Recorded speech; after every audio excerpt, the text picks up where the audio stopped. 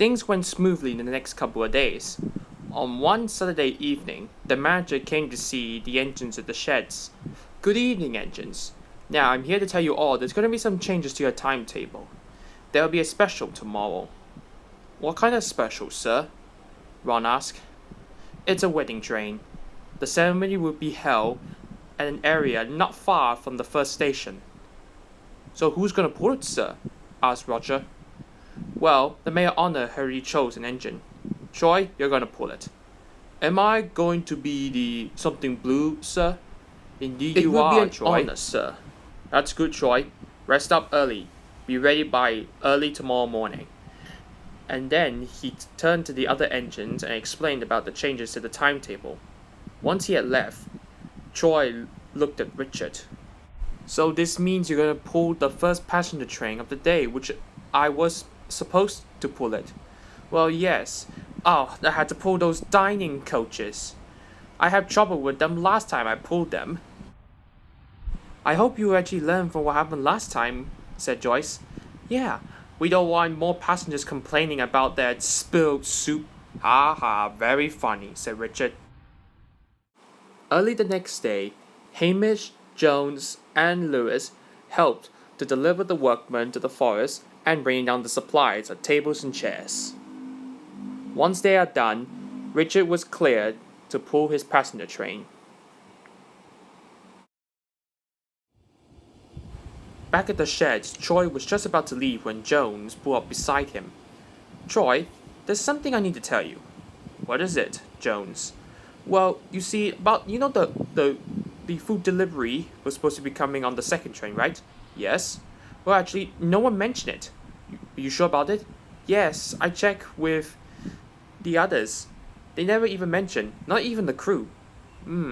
They might make some alternative arrangements. I remember what happened last time. Like they have the reception at the over at the woods area, and then they come back for the food service. Suppose makes sense, said Jones as he went off to the sheds. The couple and the wedding guests boarded the train, and when the guard blew his whistle, Troy set off. But as he left, he couldn't help feeling worried about his conversation with Jones. A short while later, Richard was taking the return luncheon. He was just left the station where his radio suddenly came on to life. Hello? What is this? Said the driver. Well, there's been a situation, though, said the control. What situation? It's about the wedding. Richard quickly paid attention to the radio. Yes, what seems to be the problem?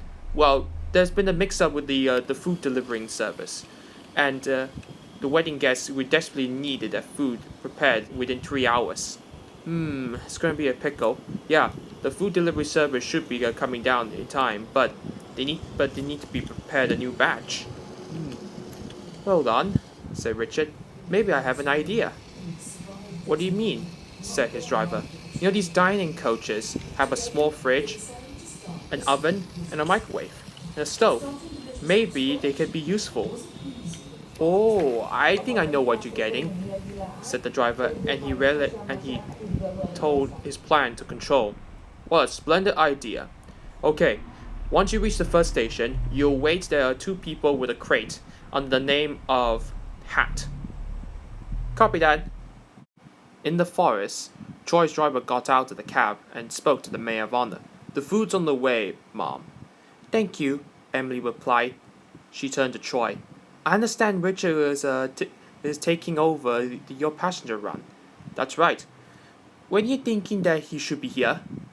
Well, about an hour, Mom. Well, on a good day like this, it should be sooner rather than later. Thank you, said Emily. You're welcome, Mom. And with that, Troy waited while Emily went back to the wedding reception.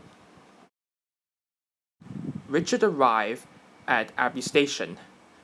He could see a van with 2 people and a crate. Excuse me, he said as he approached. Hey, you got the food delivery under the name of Hat? Sure enough, the van did have it. And then quickly, in no time, the 2 men loaded the food into the 2 dining coaches. And and when they're all ready, Richard set off, eager to make up the lost time.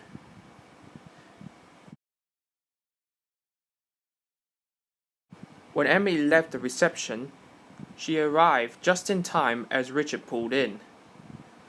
In no time, both drivers, firemen, the cooks, and Emily and the groomsmen helped to unload the food. Once it all done, both engines left.